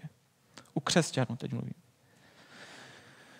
A tak si říkám, čím to je? Čím to je, že v tom prostě životě tělesném, pozemském prostě dokážou takto žít, pracovat, obětovat se, prostě namáhat, být takový cílevědomý, ale pokud se jedná o duchovní život, duchovní disciplínu, tak jako tak se nějak nejde, nechce se a tak dál. Čím to je? Buď Krista neznají, nebo ho opravdu nemilují, nebo jim nedochází, že ta disciplína a to sebezapření je prostředek i k duchovnímu růstu a k tomu duchovnímu pokroku a změně.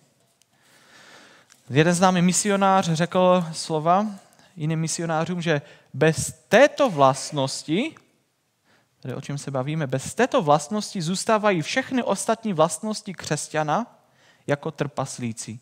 Nemohou růst. A to je fakt velká pravda, duchovní princip. Že bez této vlastnosti té disciplíny nebo té nějaké kázně zůstávají všechna ostatní vlastnosti křesťana jako trpaslíci. Nerostou. Bez kázně se prostě v životě nikam nedostaneme, ať je to, bratři a sestry, kdekoliv. V umění, v podnikání, ve sportu, v hudbě, ve cvičení, ve vědě a tak dále. A v duchovních záležitostech, v životě s Bohem, v duchovním životě, to platí ne méně, ale dvojnásobně. To nám někdy nedochází. V ostatních oblastech protože v nich se můžeme v těch běžných pyšnit svými vrozenými vlastnostmi. Třeba atlet se narodí s nějakými vlohy, se silným tělem, hudebník prostě se narodí s přirozeně nějakým krásným hlasem, hudebním sluchem, nebo umělec se smyslem pro krásu, ale musí samozřejmě právě jako u toho cvičit. Ale mají to přirozeně a proto jim to jde lehčeji. Ale nikdo z nás nemůže tvrdit, že má nějaké vrozené duchovní přednosti. Ve skutečnosti vlastně všichni jsme znevýhodněni. Pro žádného z nás není přirozené hledat Boha. Nikdo z nás není od přirozenosti spravedlivý, svatý, zapálený.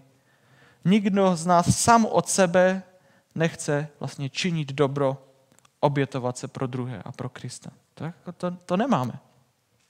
A proto je pro nás jako Boží děti, spasené z milosti, ta naše kázeň, to sebezapření vším. Apoštol Pavel řekl tato slova. Co pak nevíte, že všichni závodníci běží, ale jenom jeden zvítězí a získá odměnu? Běžte tak, abyste ji získali. Každý závodník má přísnou sebekázeň. Oni to dělají pro věnec, který zvadne. A teď, ale my nemusíme, protože dostaneme všechno zadarmo. Ne, tam to není. Ale my to také děláme pro věnec, který nezvadne. A potom říká, ranami proto nutím své tělo ke kázni. Možná může být tady v této věci trochu takový problém mezi námi věřícími, že a to je otázka našeho srdce, že někdy můžeme, když nad tím přemýšlíme, nad touto věcí, sklouznout k dvěma problémům. Buď k té právě ukázněnosti, anebo k zákonnictví. Že prostě to děláme tak jak ti zákonníci v Biblii. Oni jako tež byli takoví jako celkem i přísní. Dařilo se jim. Že? Jak vlastně o tom čteme v Biblii. Ale jaký je rozdíl mezi zákonnictvím a disciplínou? Zákonnické srdce říká, udělám to a to, abych měl u Boha nějaké zásluhy. Abych si to nějak jako u Pána Boha získal. A to ukázněné srdce ale říká, udělám to a to, protože miluju Boha a chci mu dělat radost. Takže zákonnictví se soustředuje na člověka, to znamená buď na mě, anebo kvůli druhým lidem, to děláme, ale disciplína na Boha z lásky. Ale navenek to může vypadat někdy i stejně. Že jakoby ti dva lidé můžou jakoby stejně tak se snažit nebo něco dělat a namáhat se. Ale tam je důležité to srdce. Horší ale je, když žádná disciplína a přemáhání není. Protože vlastně všechno je milost, takže není třeba nic dělat. To možná je ještě horší než to zákonnictví. A to si myslím, že možná spíš tohle je víc ten dnešní problém. Kázeň, bratři a sestry, ta zdisciplinovanost, ta koncentrace, sebezapření má hlavní a zásadní vliv pro celou naši budoucnost.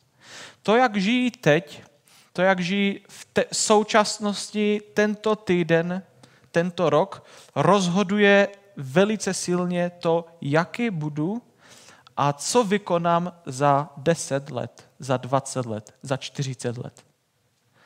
Nevím, jestli jste slyšeli někde takovou jako pravdu nebo myšlenku, a je to velká pravda, že hřbitov je jedno z nejbohatších míst na zemi.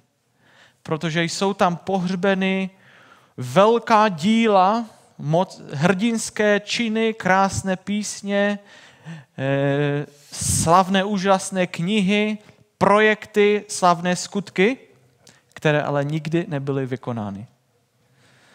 A přesto se mohly a měly stát. Ale jsou tam prostě pohřbeny, protože se nechtělo. A nebo protože lidé nechtěli zaplatit cenu sebezapření. A jak už jsme slyšeli teď od Januše, tak vlastně nejdůležitějším prvkem té každé disciplíny je její cíl. Proč bych to vlastně měl dělat? Kvůli čemu? O co mi jde? Ten cíl, ten účel. Nemá skoro žádný smysl třeba cvičit na kytaře nebo trumpetě nebo klavíru, pokud na ten nástroj se nechci naučit hrát a pak to nějak používat. To je úplně jako zbytečné, nebude se vůbec chtít, jen abych to dělal. Kvůli čemu? A stejně tak má malý smysl v životě věřícího člověka praktikovat nějaké duchovní disciplíny, pokud naším cílem, bratři a sestry, není dosáhnout zbožnosti. To znamená, co to je zbožnosti? To znamená být více podobný Bohu. Být více podobný jako On. A jedna taková dobrá myšlenka, kterou jsem teď v poslední době slyšel, je, že jeden trenér hráčů amerického fotbalu, to je něco podobného jako rugby, to je takové hodně drsný sport, tak ten trenér týmu Dallas Cowboys to je asi hodně slavný tým, asi často vítězili v Americe, tak přes 30 let říkával, úkolem trenéra je donutit své muže dělat to, co dělat nechtějí, aby se stali tím, čím se vždycky chtěli stát. A to se mi strašně líbí. On to jako toho praktikoval. Úkolem trenéra je donutit své muže dělat to, co dělat nechtějí, aby se stali tím, čím se vždycky chtěli stát. A stejně tak, milí přátelé, jako tak jsme i my jako křesťané povoláni k tomu, abychom donutili se dělat něco, co my sami od sebe bychom nedělali, praktikovat duchovní disciplíny, abychom se stali tím, čím jsme chtěli vždycky být, nebo čím chceme, tedy být více podobní Pánu Ježíši Kristu. A proto Bible říká, cvič se ve zbožnosti. Cvič to. Trénuj, abys byl víc jemu podobný.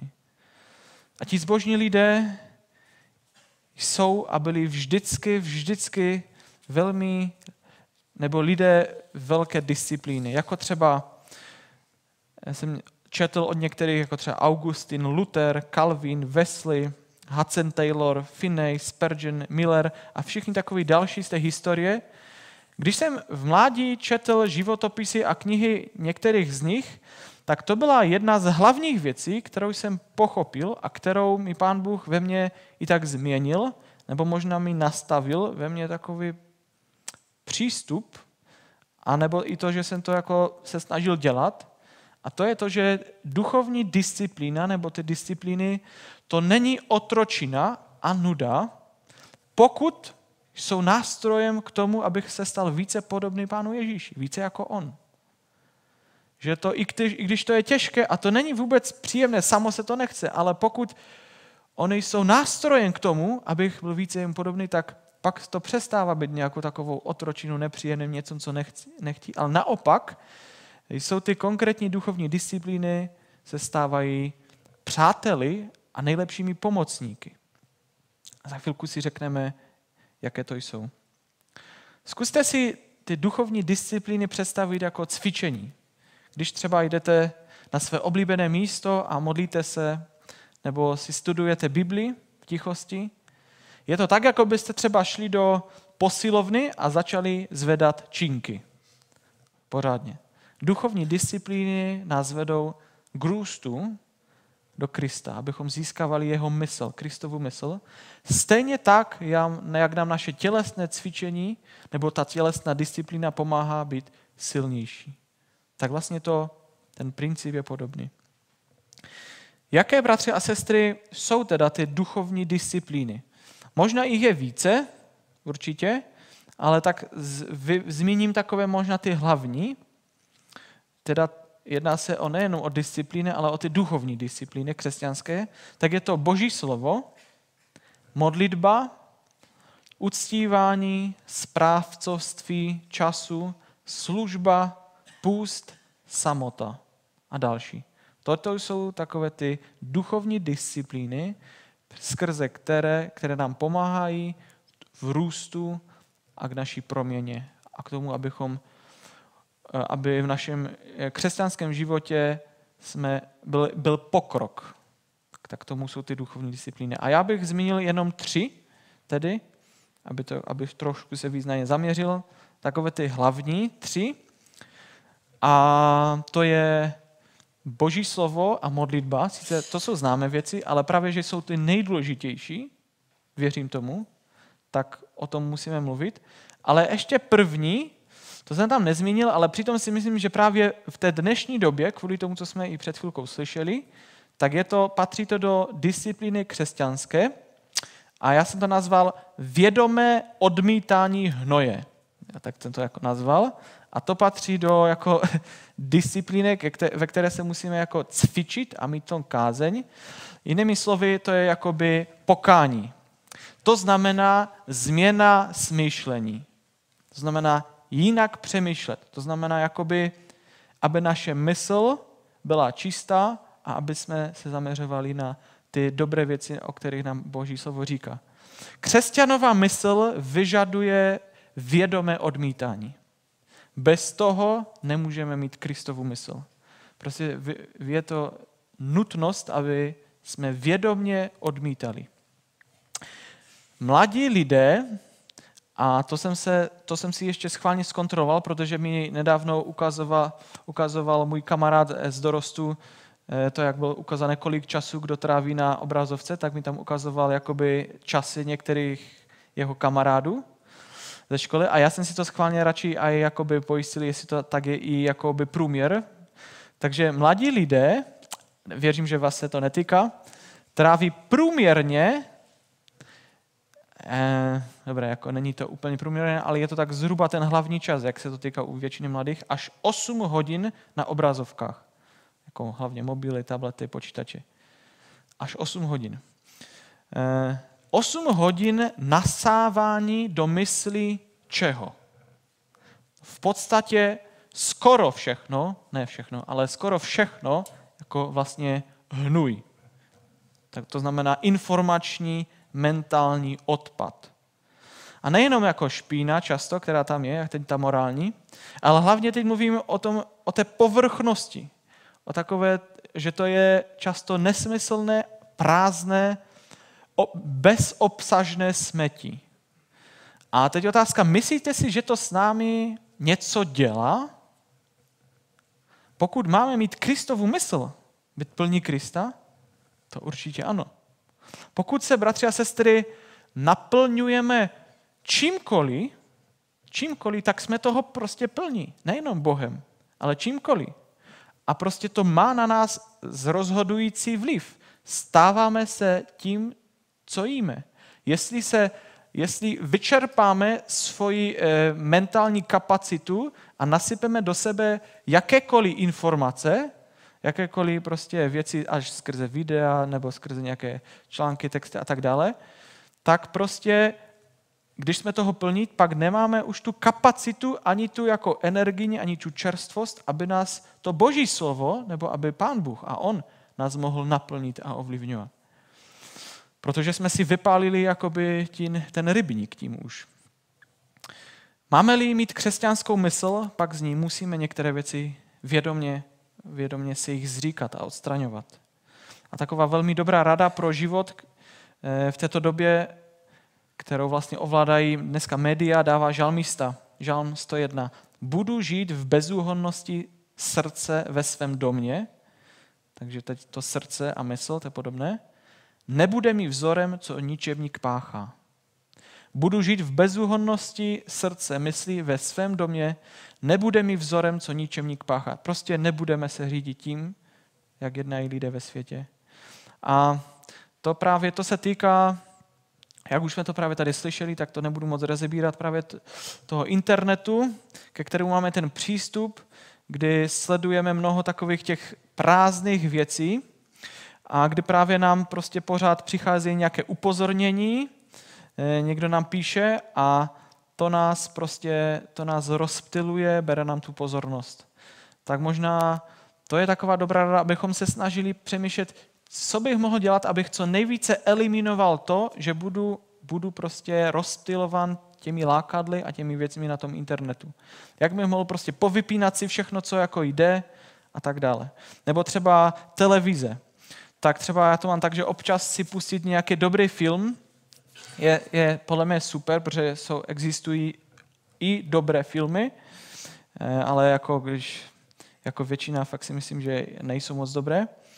Ale si myslím, že když prostě lidé tráví hodně času na televizi, a teď mluvím o takové té televizi, než si teď pustím nějaký film, teď tady mám na výběr, ale takové té klasické televizi s těma reklamama a tak dále, to právě my ji nemáme.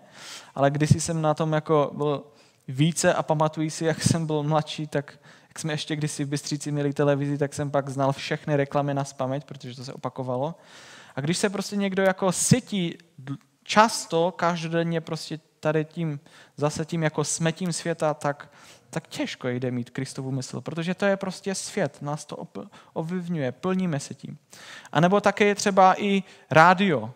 Jo, takže tady nemluvím o tom, že tam jsou prostě samé špatné věci, to ne, jsou i dobré. Ale pamatuji si, jak jsem chodil na praxi, tak tam vždycky měli pouštěné rádia a já jsem takový člověk, který prostě poslouchá a přemýšlí, když slyším někde nějaké zvuky, nebo když se něco říká, nebo když se hrají nějaké písničky. Já to prostě nedokážu mít jako takové jenom pozadí. Já fakt poslouchám. No a tím pádem jsem si to úplně jako uvědomoval, že když pořád poslouchám to rádio, tak vlastně pořád se plním světem. A to ovlivňuje to, abych neměl Kristovu mysl. abych prostě seje to do mě spíš ten svět. A nebo také je důležitá hudba, jakou posloucháme. Snažím se, vždycky jsem to tak měl, možná ve svém přehrávači, tam ten Spotify a tak, už to taky používám, předtím jsem měl jenom stažené písničky, tak prostě já to tak opravdu vnímám, že hudba je strašně silný nástroj, který nás formuje i jakoby naše srdce, naše pocity jako osobnost, nejenom, že tam v tom jsou informace, ale je to i formování naše duše, ducha. A tak se prostě snažím mít jenom křesťanské písně a hudba je prostě pro mě nástroj, jak se spojit s Bohem, jak tu svoje srdce prostě naplňovat nebo nalazovat se na Krista. Takže to je taky dost důležité, jakou hudbu posloucháme. K tomu ještě taková informace, taky jsem si to chtěl ověřit, říká to nějaký český psychoterapeut, takovou drsnou informaci. To je dobré si uvědomovat, že žijeme v takové hodně zvláštní době. Za týden máme tolik informací, kolik měl člověk ve středověku za celý život. Za týden máme prý tolik informací dnes, to množství, kolik měl člověk ve středověku za celý život. A apoštol Pavel, když píše své listy Timoteovi, tak pro mě jsem si v Biblii vypsal, protože jsem si toho všiml, že to tam je strašně takové jako viditelné, že apoštol Pavel, tím, že to byl jeho jako učedník a on ho vychoval jakoby k té službě, tak tam psal trochu jinak, než to jsou takové ty dopisy pro všechny křesťany a velice často se tam opakují tato slovesa. Bojuj, nezanedbávej, věnuj se, usiluj, snášej, rozněcuj, vyhýbej, odmítej, utíkej. Tak to jsou slova, která se velice často opakují v těch prvních, druhém listě Timoteovi a to nám něco ukazuje, že zbožnost vyžaduje dřinu a pot a zápas. Druhá věc je, ta disciplína je Boží slovo. V Jozue je napsána taková známá slova, kniha tohoto zákona, ať se nevzdálí od tvých úst, ale přemítej o něm dnem i nocí. Přemítej, přemýšlej a přežvykávej, nos si to v hlavě, soustředěně, dnem i nocí, a teď důležité, abys pečlivě dodržoval všechno, co je napsáno, a tehdy budeš mít na svých cestách úspěch, tehdy se ti bude dařit. Pán Ježíš řekl, jestliže zůstanete ve mně a má slova zůstanou ve vás, v srdci a v mysli, tak budete mými učedníky prostce a dostanete a tak dále.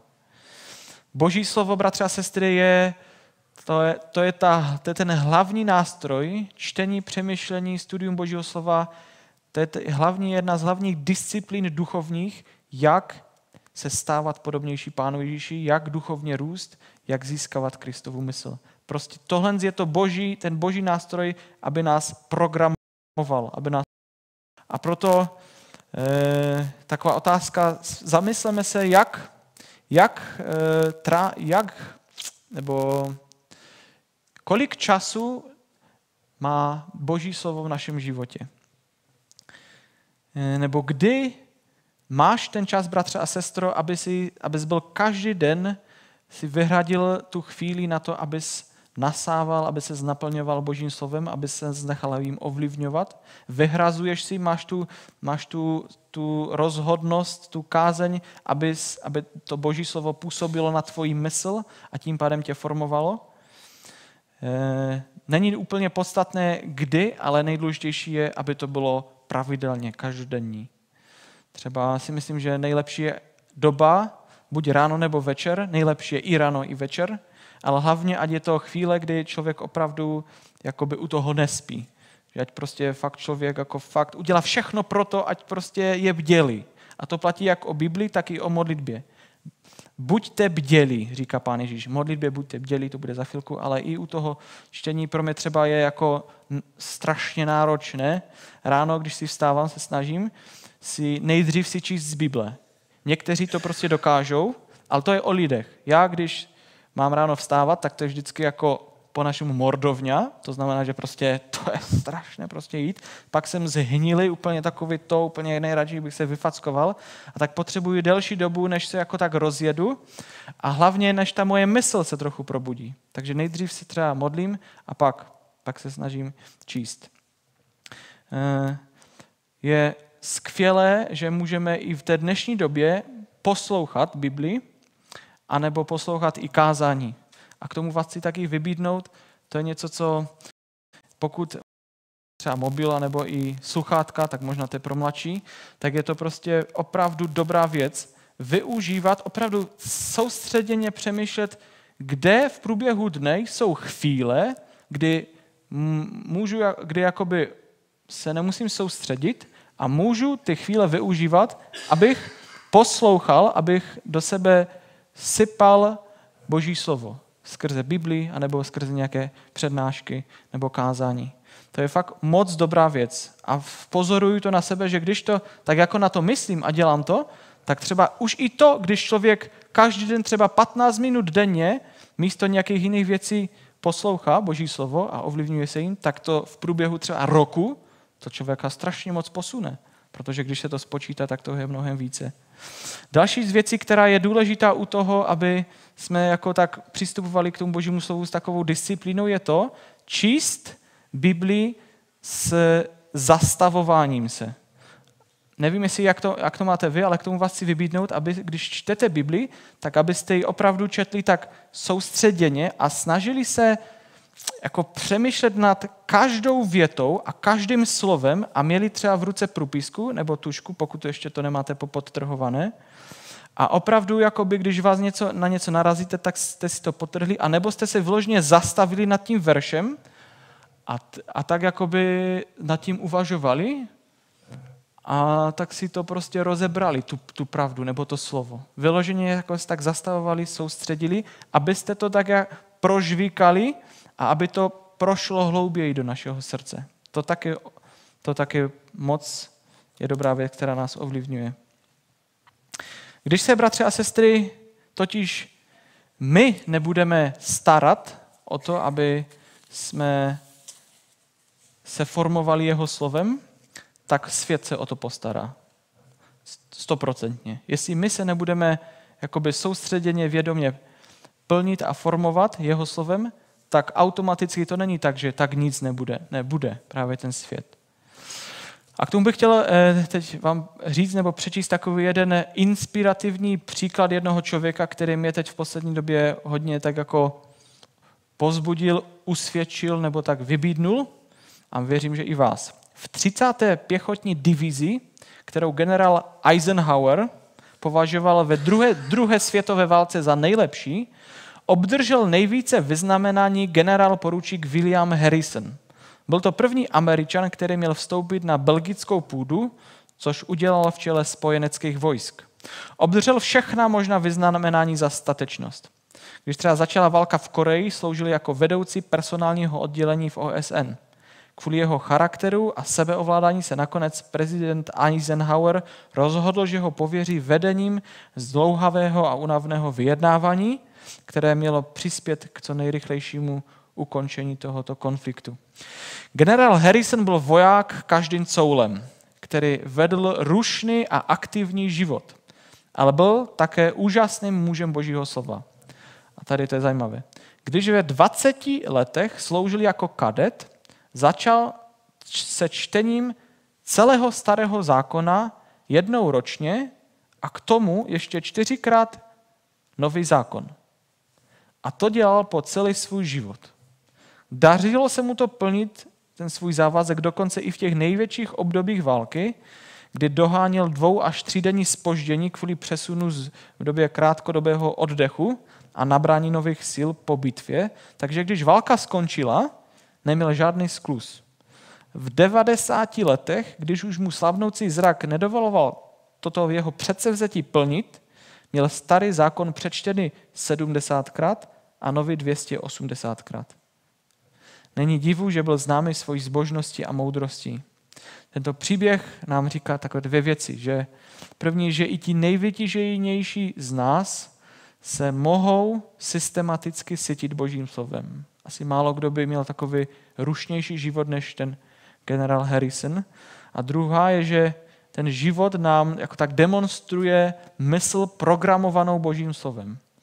Jeho blízcí přátelé tam dosvědčují, že všechny jeho oblasti života i řešení všech nějakých těch velkých problémů, včetně války, byly formovány písmem. A ti lidé žasli nad jeho schopností, jak prostě znal Boží slovo.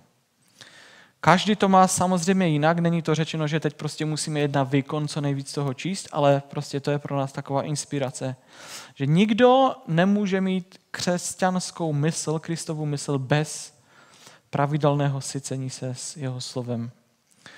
Protože není možné, aby nás hluboce ovlivňovalo to, co neznáme. Prostě cesta ke Kristově mysli vede přes Boží slovo. A k tomu je nutné, aby to tak bylo, se často zapotit duchovně. A poslední, ta disciplína duchovní je modlitba, nebo samota, nebo ticho. Od Pánu Ježíši čteme tento verš. Zpráva o něm se ale šířila stále více a více a lidé se scházeli v ohromných zástupech, aby ho slyšeli a byli od něj uzdravováni ze svých nemocí. On pak odcházel do pustin a modlil se. To je jedna, bratři a sestry, z takových nejsilnějších charakteristik a věcí, která v životě Pána Ježíše byla, a to je to, že on neustále utíkal do samoty a do pustin, aby měl takový dlouhý čas stišení a modlitby, aby to zvládal. A to je jedna z věcí, kterou taky vnímám, kterou jako se musíme učit, cvičit a která je o disciplíně, prostě dělat si to stišení a utíkat do samoty a do ticha, abychom tam mohli být s Bohem. A teď je důležité právě, aby tam byla samota a ticho, protože jako úplně to vnímám, že a každý z nás možná má nějaké takové svoje místo, většinu z vás to možná nějaký pokoj, kde jste sami, možná pro některé z vás to je příroda, někde tak, jak je to pro mě, to mám nejbližší, anebo kostel, když máte třeba kostel zrovna, tak tam taky můžete být sami, to je dobrá budova. Ale jde o to, abychom opravdu, my se potřebujeme právě dnes stišit a sklidnit tu svoji mysl a být sami. Protože ono to opravdu déle trvá. To déle trvá, ráno možná méně, protože člověk je probuzený, ale večer prostě to trvá déle, než my dokážeme než to naše srdce začne být stišené a citlivé na Pána Ježíše, na Pána Boha. Že prostě my nejdřív se musíme vytišit a to je prostě o té disciplíně. To není o tom, že se mi chce, že to jde samo. Ne, to opravdu je o tom zapření se, aby ten pískot toho světa prostě stichnul, abychom mohli jako začít vnímat, nebo abychom mohli tu Boží blízkost. Třeba když se modlíme, tak taková rada, že na začátek, aspoň já to tak mám, jsem si uvědomil i pro tu moji právě mysl, na to, abych se dokázal soustředit na Pána Boha, je nejlepší začít děkováním a chválami. A vyloženě jako tak vědomně,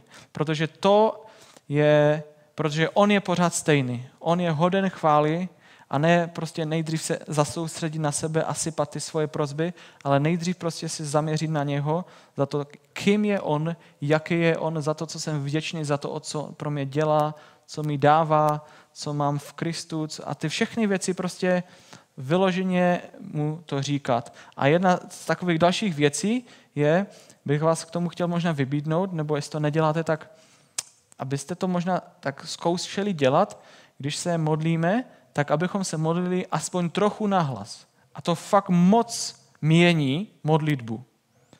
A to jako hodně mění, třeba když se pak člověk modlí déle, tak když se člověk modlí aspoň trochu potichu, šepotem nebo nahlas, když člověk jako mluví nahlas, tak opravdu, jako to tak vnímám, že když se člověk modlí v mysli, bez mluvení, tak pořád ty myšlenky utíkají. Prostě nevím, jestli to máte, vás napadne to, od toho se odvozuje to a pak přemýšlíte tam třeba nad balíkama nebo nad něčím úplně jiným.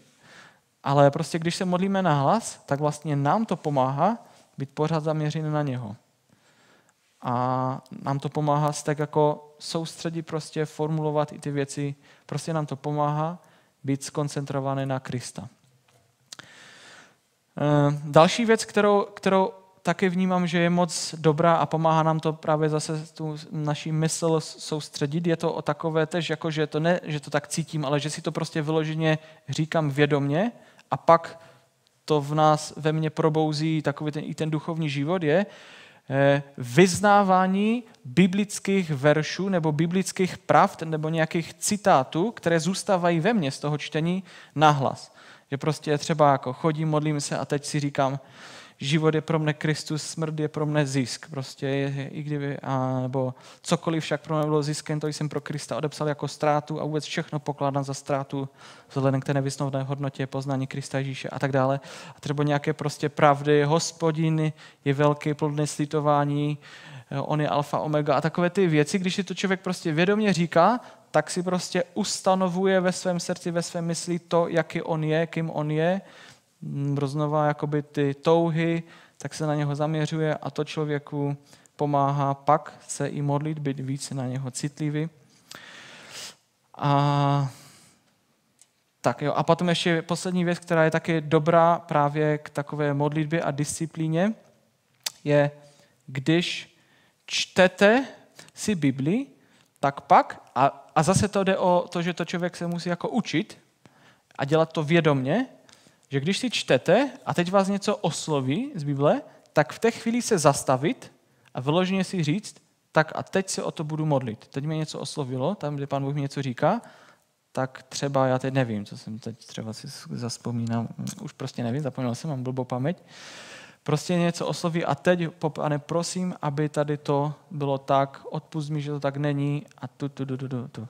A zase čtu dále a tak dále. Tak tohle je jedna z věcí, která opravdu je taky moc dobrá a tím pádem nás i Pán Bůh, tím se učíme i modlit a jít do větší hloubky.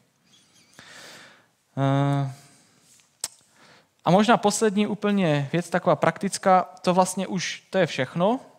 To byly 3, ale 4. mám tady s otazníkem, protože to není úplně jako duchovní disciplína, ale v poslední době jsem si uvědomil, že je to důležité pro duchovní život a to je střídmost a hlavně, to znamená taková ukázněnost, střídmost v jídle. Uvědomil jsem si, že když jsem, to je taková praktická věc, ale ovlivňuje to prostě jako ducha, že když jsem kdysi jedl často, když jsem neměl hlad, protože jsem se jako pořád jedl, na co jsem měl chuť, a když jsem hlavně jedl hodně sladkých věcí a sacharidů, to znamená přílohy, pečivo a tak dále, a hlavně to jsem jedl, tak jsem byl pořád plný a pak jsem byl opravdu mnohem unavenější přes den a tím pádem jsem měl méně energie na prostě jakoby duchovní boj, nebo prostě být soustředěn na Krista. A když jsem toto změnil, že prostě jsem začal jíst, hlavně když mám hlad, když to je na návštěvách, tak to neplatí, jo? Ale když je jako doma, když mám ten svůj režim, když mám hlad, jím hlavně bílkoviny, jako hlavně, nejenom, a jím toho trochu méně, tak fakt člověk je lehčí, i ta jako váha je prostě na tom mnohem jednodušší to držet, ale hlavně jde o to, že mám mnohem více energie. A tím pádem mysl je taková soustřednější a dokážu se i na Pána Boha, na jeho věci soustředit. Tak to je taková jako rada, že to naše tělo také je důležité pro našeho jako ducha a duchovní boj. Tak kež nám Pán Bůh pomáhá tady v tomto, kež si uvědomujeme, že to není o nás, že to prostě všechno, čím jsme, je z Boží milosti skrze Pána Ježíše Krista, ale je to také i o naší spolupráci. Že samo se v našem životě nestane to, že budeme jako on, jemu podobnější. Funguje to třeba podobně jako všechno živé, třeba zahrada. Je třeba prostě pracovat, pečovat, ale pak jde o ten výsledek, ten cíl, o který nám jde. Amen.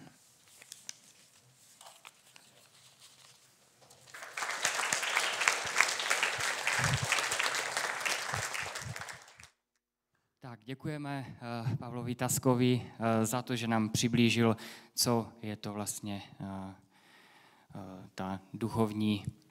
No a teď vidíte, teď jsem to zapomněl, prostě fokus.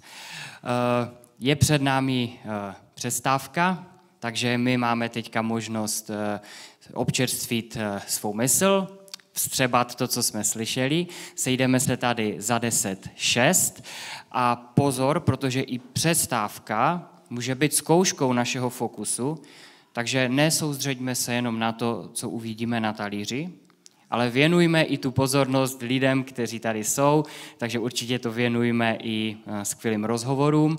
Občerstvení je tady vedle, takže vás zveme a za 10:06 se tady sejdeme a budeme pokračovat. A nemusíte být střídmí, jak zaznělo, nejenom na návštěvě, ale i na konferenci, to neplatí, jo, co se týče jídla.